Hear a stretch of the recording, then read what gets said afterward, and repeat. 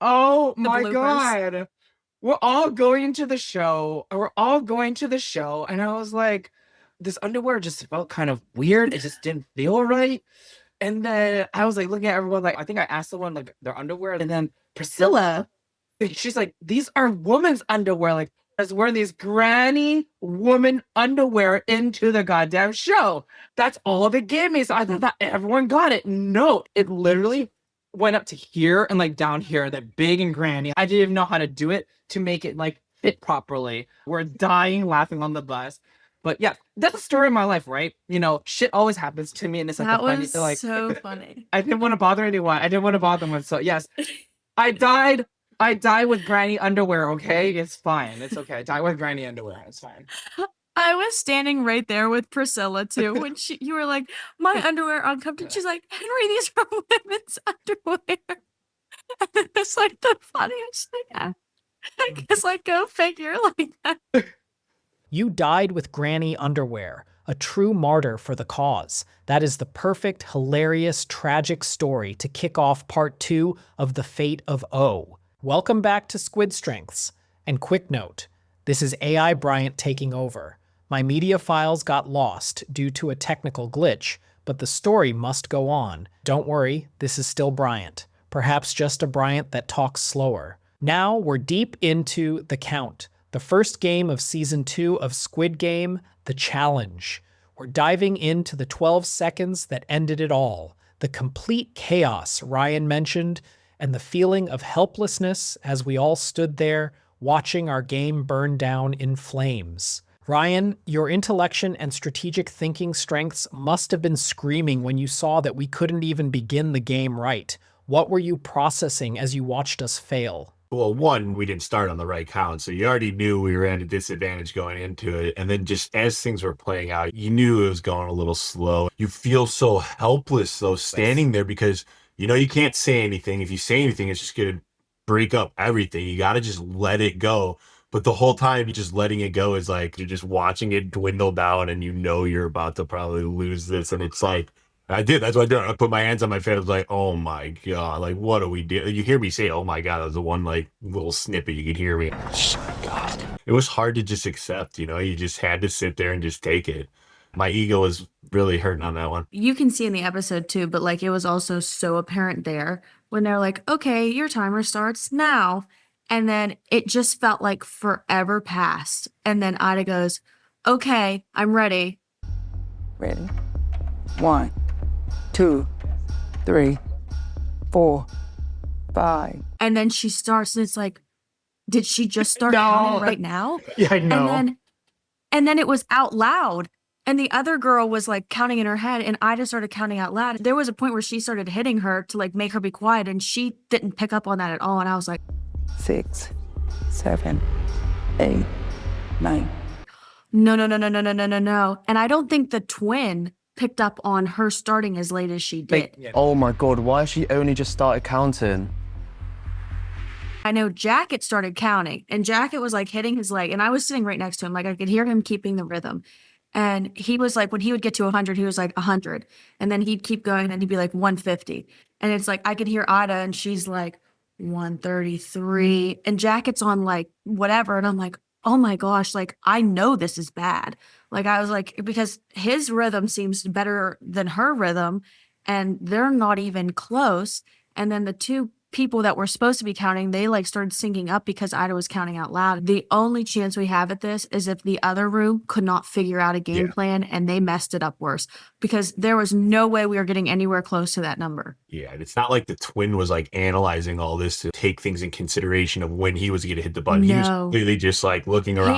He needed to pull a Hail Mary, and he wasn't. He just separated himself from it entirely, and he's like, I'm just following blindly what these two people tell me. He should have been like, I'm also going to count because I'm the one pushing this button. I feel like that helplessness, right? I don't think he even tried to count. I feel like the helplessness of like you already when you see like all so many missteps all happened. There was no collective decision that was made. So the helplessness is so horrible. Brittany, you make me feel a bit better now that you're right next to Jacket and he was counting, I felt like if Jacket was chosen, you would feel like I had control. If anything, one button is going to control my fate. I was like determined to at least vocalize this is what I wanted to do. And it was just like, it's just so hard just seeing just play through it. And I just kept quiet afterwards, right? He's like, once you gave your opinion, nothing can happen, but you at least try to change your fate just a little bit. Just so many little things that was happening that it just could not control. And I was like, okay, exactly what you said. Unless the other side screws up horribly, we're not gonna. You just already know. I have a good question for you guys. So if we had the other twin, like the same group and the same people, but the twins were switched, do you think we would have had a better chance? Yes, because based on the, yes. So what I saw, he had control of the room. He even said, shoot someone off. That's stupid. That's going to take time. He was leading, he was gathering people's ideas and then making the decisions. Hi guys, shut up. Come on, listen. We use people's bodies. So when he gets to 10, somebody goes to the wall. When he gets to 20, I think that's too complicated. He was making a decision. Exactly. You know, the musician though had a lot of confidence in that X room. Like that helps a lot. 160, 161. Being in a band, I've had the opportunity to play for huge crowds, but the feeling in this room is so overwhelming. It's just not. That like our musician's kind of timid. That musician was like, "Oh no, guys, I got that. Like I got this." I mean, would it have helped a little bit? You also have to take into consideration that were those exes more susceptible to the leadership? If that twin was like, okay, guys, like this, I still think there would have been a lot of chaos in our room. Like, Yeah, it's I don't really hard to blame it all wrangle on people. the twin. Like our room was just No. Yeah, it was. Yes. That's That's what I true. said. Like who knows what I would have done up there. Like, Okay, so my inner strengths nerd is screaming right now. This is a textbook example of a lack of strengths awareness, and it comes from every side. We had Roger, a man who has taught music for 3 decades. The man knows rhythm. We had Tasha, who has been singing since she was 7. These are experts in timing. But were they the loudest? No. But this is exactly where strengths awareness becomes critical. It doesn't mean Roger wasn't confident. It means his strengths, perhaps harmony or arranger, were likely screaming at him, "Do not add to this chaos. You cannot fix this leaderless mess." In the midst of figuring out who should count, the group may have perceived his quiet, strategic withdrawal as a lack of confidence. This brings us to the ultimate question. Was Jacket the only person there who was confident? Or was he just the loudest person around who sounded most confident? This brings us to the most chaotic, head-turning moment of the whole game. The tackle. What did you guys see? Tell me the feeling in the dorm when, in the middle of this intense, quiet count, Jacket stands up next to Tasha and a few seconds later gets tackled by another player. 51, 52, 53. Look at this guy. I should get in.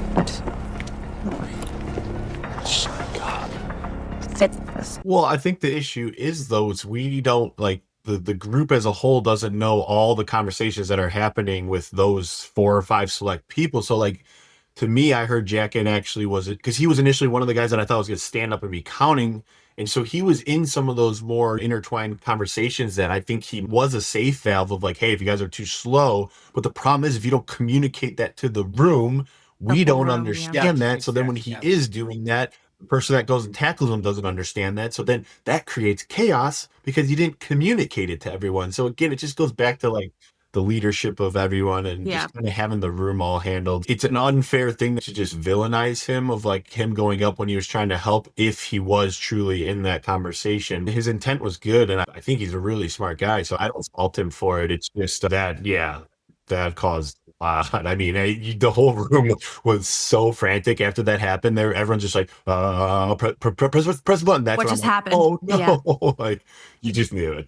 Push it. Brittany, what was your perspective of that moment? I feel like where I was sitting, I feel like I saw it from every single perspective. So from Tasha's perspective, when you're locked in and you're counting, you're like, this is really important. Like, it's not like she's like looking, she's like, oh, it's Jacket here. He's trying to help me out. Just like, get away from me. Like, I'm doing something right now. Yes. And then from the perspective of the, she was like this. I don't remember. Like this. Yeah. Yeah, you got to let her do her thing. Like, Yeah. So from the perspective of the entire room, I'm sure most of those people never even talked to Jacket. They didn't hear him saying all of this other stuff.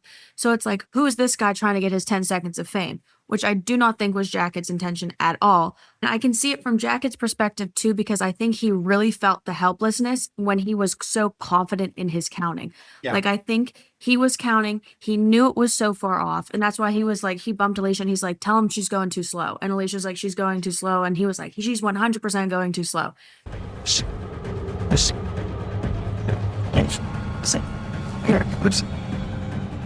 He was so confident in himself and his counting. He's like, I can't sit here and watch this happen when I know that this is wrong. So I think he was like, I don't care who makes me out to look like a bad guy. Like, in this moment, this is super important and I have to do what I can do to fix this. Yeah. So I He was think trying to that's control it. his He own went fate. over there. He was like, I'm confident in myself and I have to take this into my own hands. And it just was perceived wrong because nobody else understood where he was coming from. And again, when you have these two people doing this, they're so locked into what they're doing at this task in hand. There's no time to process and be like, oh, like this guy's probably coming up to help me. Like, when you're literally counting seconds, like there's no seconds to even think about something else. So I can see where every perspective is totally different in that sense, because everyone probably had good intentions, but the communication was just so far off that it was hard to tell who really was doing what. Brittany, that is a brilliant use of your individualization and empathy. You're 100% right. You saw 3 different valid realities happening at once. Tasha is in focus mode. The dorm is in protection mode, and Jacket is in I can't let us fail mode, and all 3 realities just crashed into each other. This is what caused the tragedy of O. It was a room full of competing strengths with no leader to align them. That is the perfect picture of the chaos, and what you're all describing is a classic communication breakdown. Perception becomes reality. But there's another layer here, and it goes right to intent versus impact. I spoke with Tasha about this. She said that when Jacket touched her to get her attention, it made her lose her count. His intent was good. I have the right count. But the impact was breaking her concentration. That's actually really good insight. Like, think about that, like the perspective. Just like me saying, hey, blanket, he can count to 100 because I believed in him, that I can make a change, that this is like, I wasn't going to control. But then he himself, what? Oh, Jacket, oh my God. Oh my, Michael Jackson's going to kill me. What did you say, blankets? I said blanket. I know. Oh no. Michael Jackson. Michael Jackson's kid. Poncho. No. I'm sorry, Jacket. I'm sorry. Just like Jacket, just like when I said he can count to 100 perfectly, I was trying to control my own fate, what was actually going on. So I have say, because I felt that was the right thing for me. At some point, we're all a little bit selfish that we want to be able to control our own fate. And he felt that moment because he's so confident that he can do it. Because I can feel confidence. He could actually do it. He himself believed and exuded it. And so he's like, I don't care. He's going to just go up and try to correct the situation. But had so many cascading effects after that. He didn't read the whole other situations, how other people, the perception of it. Oh my God, didn't read the room. And it was like, it was quiet. You don't disturb the quiet, regardless of how right you are, because you don't know. But you know, that's how it played out. Well, I think the biggest issue though is people all have these different unique strengths, but if you don't have the awareness that other people are having different ones and understanding how to intertwine yours with theirs, then you're just trying to overpower your strengths and just use your strengths. And you think this is the only right way, the only right perspective, the only right perception, without taking any consideration of how other people's perception works. It's great to have that understanding, but if you guys aren't on the same page with that, again, with that awareness aspect, it's chaotic, as we clearly saw. I think it takes a lot of strength to know that one less voice is actually helpful. Yelling out and giving out your ideas, you're just one more voice in the crowd. And if everyone would have just had that self-reflection and been like, okay, let's take a minute and let someone talk one at a time, let the twin get a game plan together, that would have been better than everyone like, I need to hurry up and get my idea out instantaneously. Leading up, I remember it was so chaotic in the room. I want to get overwhelmed. I need quiet and calm so we can make a decision. But I remember going up and was like, stop, quiet, everyone be quiet, everyone be quiet, everyone be quiet. Because no decision was gonna fucking happen that's gonna be good in this fucking chaos. I think I'm a chaotic person. I'm like all over the place. But when I am overwhelmed by what the hell is going on, I had to vocalize it so loudly, like, shut the F up, everyone. This is not productive whatsoever. My confidence was so shaken at that point already that it was like, oh my God. I said my piece and I'm gonna be quiet. That's all I can do. And I just sat back. Whatever's gonna happen is gonna happen from this point forward. Henry, that is it. You, with your activator and positivity, tried to be an effective leader. You tried to get control, screaming, shut the F up, because as a chaotic person yourself, you knew no good decision could come from that level of chaos. But once you said your piece and the count began, you knew to sit back down and stay quiet. You intuitively became an NPC. And that is the core awareness 200 other people were missing. In a game like this, you have to know when to be the protagonist and when to be an NPC, the non-player character. You know, the generic guard or the townsperson whose only job is to be quiet, supportive, and stay in the background. Your job is to be irrelevant in that moment. The time to be a protagonist was during the decision-making phase before the count starts.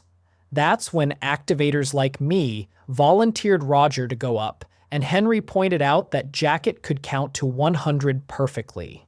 That's when intellection like Ryan's should have been breaking down the math. And that is the coaching gold. Brittany, your question from earlier, what if we had the other twin, was the key. And Henry, your intuition about the edit was spot on. An effective leader does exactly what you both saw the X-twin do. He uses a raw strength-like command to get control of the room. All right, guys, shut up, listen. He uses input to gather the ideas, and then, just as Henry pointed out, he filters them. He shooed someone off, using a strength like deliberative to spot the risks and cut the bad strategies, and then he made the final call. That is a protagonist leader actually leading. But here's the real difference. The second their musician was chosen as the protagonist for their quest, look what their team did. They all became NPCs. That is what collective discipline looks like. They sat in silence. They trusted the plan and got ready to execute. Now, what did we do in contrast? The second, Ida and Tasha, were locked in as the O protagonists. We still had 200 people trying to be some sort of a main character. Our room could not get it together. That was the ultimate difference maker. And here's the lesson. When you try to be the protagonist at the wrong time, you don't just cause chaos. You risk becoming the antagonist, which is exactly what happened. That is why that lack of strengths awareness, especially in such a high-pressure team situation, was so fatal. Look at us four. We are loaded with influencing and strategic thinking strengths. We're the idea people, the self-starters. But the count wasn't a test for our kind of protagonist. It was a test of pure executing strengths at the end of the day. The X team won because their leader had command, and their team had collective discipline and focus. Our O team was critically missing those Gallup strengths from the executing domain. And that was the fatal flaw that led to the fate of O. It didn't feel good, but it was so chaotic just leading up to when we pressed the button. Like, it was no like, oh, wow, we got this. No, it was, oh, we are screwed right now. It felt awful. Like, we weren't even, like, the plan didn't work out. There's no support from anyone. Yeah, there's no support from anyone. And then we were like, all right, we shouldn't hear her get to 456. So it's like, no. I don't think she did. Yeah, She didn't. Chaos broke out. Oh, shoot, hit the button. And so he finally hits the button. And we're like, yeah, no, that was awful.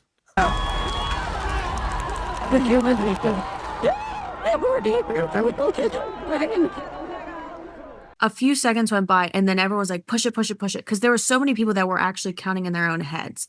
And so it was like, are all of these people closer? And he pushed the button, but he didn't push it right when everyone started saying pushing it. He looked at the two that were supposed to be counting and then he was between the crowd and those two. Yeah. And then he finally was like, okay, I'm pushing it. I think Tasha finished. I think the nurse wasn't, but I think Tasha put her hand up and that's when he pushed the button. But we were off by 12 seconds. Allegedly. So I'm wondering if allegedly, yeah. But it's I wonder how close it would have been if when the herd of people were push it, or if it was more of they said push it, now it needs pushed. I wonder if a majority of people were actually closer than what we thought they actually were. I feel like the plan didn't follow through. Like none of this aligned how it was supposed to. This is going to be dumb luck if we win this. Like our only hope is if that other team was worse. And it wasn't like, oh, wow, we were real close. Like, this is going to be a close game. It was like, man, I hope that other team sucked worse than we The did. calm you saw on the other side, though, and then them like cheering for each other. We Yeah. got this. We got this. We got this. Was so stark. 3, Now.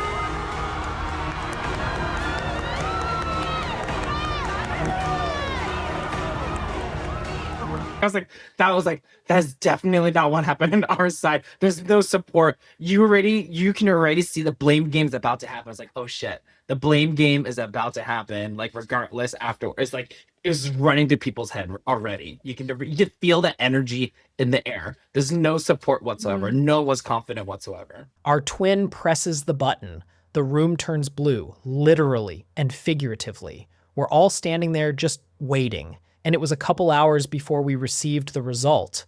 What was the feeling in the dorm before we learned our 12-second fate? Well, there were like literal fist fights on our side. Oh, like yeah. we're like throwing people on the ground. People were swinging, cussing each other out. This looks like a bunch of barbarians. Didn't Yeah. really feel like the winning team at that point, you know? No, you didn't. No. You guys are totally helping me recount like the whole situation. What's going? I think we all had a little bit of PTSD. I actually lost some like what actually really happened. Unless you guys are trying slowly filling some of the pieces in, I forgot because it was so chaotic in that room. There's so many emotions to it. I don't want to say you trauma block it out, but it's like I can't just sit and process this over and over again because it's not going to do anything for me. Like nothing's going to change. I just have to move past it. I'll always remember when the button actually got hit and all our squid packs got off, like the just deflated energy. I will never forget that feeling of just how much energy was just sucked out of a room. I'll never forget that feeling. Like you got people crying. Oh, they're just You like gotta they're on the understand, floor, like, just like tears dripping down, like on the floor, the tears dripping down. I was like, it was bad. Like it was, oh my, and everyone's got these high hopes of either they're winning or they're at least going to be on Netflix on TV and their life's going to change completely. Everyone just gets pulled under the rug, and it was, that was heavy. I'll never forget that. From an outside perspective, it's so much more emotional when you lose that early because people don't realize, like, it's not like I'm just like, I left my house and just drove over to the film studio and walked in and then I just went home. This was a month-long process to even get selected to go. Then you get there, you're like, you don't know what you're walking into. And it was days of prep after you already left the country to go do this. So there was just like so much energy, effort, and like excitement and whatever, but a lot went into this whole process to have it like ripped from you right at the beginning. Like you didn't even get to do anything. It really was, there was a 50-50 chance. You were completely gambling your own fate. And it ended right here. And I think that a lot of people just had really high expectations. And it was just like, wow, it's already over. I've been looking forward to this moment since, I mean, people got picked in July for the show to be filmed in January. I've been looking forward to this for like 6 months and it's over. I didn't even get to do anything. Like I'm done. So how did you take it, Brittany? Oh, I went into it knowing this game is luck. You can practice all you want. Like how Jacket was running and doing red light, green light. Like that would have been great for him, but that wasn't the game. Like you have no idea what you're getting into. And this season was so heavily relied on other people. Like the season 1 was very individualized. This season was like, if you look at the games that they went, it was like the 6-legged race, catch, mingle. Every single game has relied on another person or another player. You never had just your own fate in your own hands. when I went in, I think I granted myself a gratitude, right? Out of everyone that got selected, like you are now the 456. So regardless, I already had in my mind, regardless of if I die or go home, whichever it may be, I'm just grateful about just being on the show itself. So when the pack actually hit, I was like, if I'm gonna die, I'm going to die with a smile. I was gonna like, this has been a fun time. I'm gonna make this like the fun part. If they were gonna do a screen on my face or anything at all, I'm gonna die with like, I just like make it jokey, make it funny, make it lively because come on, we were just all in this crazy show. It was just so much going on, but just grateful just to really just be able to be selected on it out of everything. That was my perspective and my take. Yeah. I was heated. I was like going off in production, like I didn't even play the game. I was so mad. But right after I slept, and like that next day, I was like, you know what? I'm so grateful for the experience. Like it was all in all, I met so many cool people in such a unique way. Like you have to honestly look at it that way. And I finally got to that. I feel like I made peace with the situation too. And we were sitting there like, because you don't realize watching it, but hours went by from the moment we hit the button to when they actually told us. And we're just sitting there and they were like, oh, don't talk. Like everyone just like sit and wait. And I was just like, I feel like at that moment, simmer down. I feel like at that moment I made peace with it because I was like, either I'm going to keep playing or I'm going to get out, but I'm sitting in the physical dorms of Squid Games right now. I'm wearing the official Squid Game suit. Like I am here. I know I was here. I can forever tell people I was here. And I was so grateful for that. So I was like, whatever happens, happens. It's out of my hands. All I can do is just roll with what comes next. And that's what I did. And then I was also like, oh, I'm excited that even if I get out, I get my phone back. I can call my mom. I can talk to my family and friends. That was such a build up too. Like it was so exciting to be like, hey guys, like, I mean, now this sucks. But like, here I am. Like I can finally talk to somebody. People were having a lot of drinks that night. I stayed away from it a little bit. It was a little too much emotion going on because I was already so happy just given to be on the show. I remember the nurse going out and crying. I could see her just trembling once we were just leaving after the show. I was like, oh my God, that weight on her. I just could not imagine being her just like at that moment in time. Did she feel like she failed us like that? I think she really did have good intentions too. Like I don't think she wanted, No, she wasn't doing definitely. it for like fame or anything. Like I think she did the best she could. It just She's a wasn't nurse, right? what would have been the best saves people's strategy. lives. Yeah. We've been analyzing the game, the strengths, the strategy, but the human cost, the weight on that nurse, that's profound. And it shows your empathy that you're even thinking about that. As we wrap up this literal post-mortem, what's the one lesson or the one final feeling you're taking away from the fate of O? Just with R4, this is R4 like interpretation of what actually happened. I'm very curious what other people was thinking at the same time too. I'll just say again, it's one of those things that even though our time was cut shorter than we all probably envisioned it, I'm so grateful to be a part of an experience like that. I live for just unique experiences. And I mean, that is one of the top ones that I will ever have in my life where you can't replicate that. It was awesome not only to meet everyone, but just to even go into the dorms and see where these games were being played and be a part of such a large production like that. Just got to be grateful for that at the end of it. So that's all. I also think the self-growth that came out of it is tremendous. It's such a way to get out of your comfort zone, unlike any other way you can get out of your comfort zone. You're literally throwing yourself into the unknown, and it's going to be broadcasted on TV. Even though the time was short, the self-growth that comes of it is such a positive that you can use later on in life and grow from that experience. Going off of that self-growth, I think one of the things I've most appreciated, we met a lot of people, so many different types of people you meet, and how the relationships that can be built in such a short amount of time is just really crazy. And always depend on the environment that you're put in and how that can accelerate whatever feeling you have. And it really impacted me a lot. I think one thing that's very separate from my personal experience is like going in, we all were isolated, right? It gave time to reflect. I appreciated Netflix and Squid Games giving us opportunity in this chaotic world today of how much stuff is going on. I enjoyed the 3 days of peace to myself and understanding what I want, what I needed, what I value. If you were to get the $4.56 million, what would actually happen? Like what things you can change, what values you have. It gave me time to think, and it gave me the serenity of, okay, this is who I am, and then take action after that. And that's what I really appreciated. You have that little piece, that inner peace that I didn't know that was going to be part of not just actually going on the show, that being able to have that sauce, like, wow, isolation sometimes is actually maybe a good thing to give yourself time to think about yourself. Yes. And that's something that I really took from there. I really did. That I now give myself a little bit of time to myself to kind of reflect on things, because that was a forced one. I got to do more of that for myself. Yeah, I feel the same way. At the time, I hated it because I was spending so much time with myself and with my own thoughts that I'm not used to doing. And there were so many times I'm grabbing for my phone that's not even there. Now that I'm sitting here and I've literally thought about my life in every avenue I can, when I go back to the real world, I can't go back and act like this all didn't happen. Like, I feel like I was just like so motivated to do different things with my life. Okay. And I really evaluated like what was positive in my life, what I wanted to continue doing, and what I felt wasn't working out and what didn't serve me anymore. I need to take a new direction in a growth direction. I can't go back from this and just go back to where I was. I have to move on and grow from this. So I think that the self-reflection, though I hated it at the time, and I was like, get me out of this room. I was like looking to the people like, are they coming for dinner so I can talk to somebody? But I do think like sitting and being alone with your own thoughts is super important to disconnect and have that time to yourself. Even though you can be like uncomfortable in the time doing it, it's good to have that time. The answers truly lie in the silence. What a perfect, poignant way to end this episode.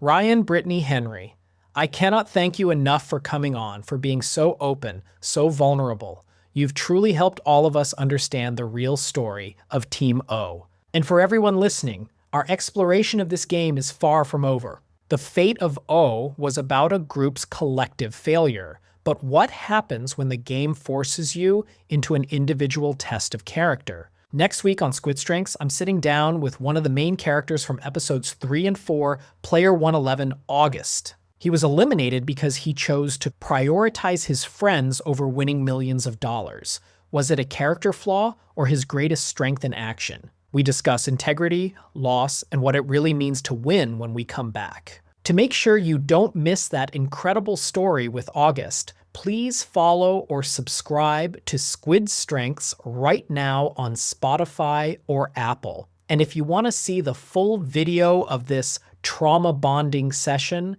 you can watch the Squid Strengths podcast on YouTube at my channel, @coach.bryant_raymond. And with that, this is player 164, Coach Bryant Raymond.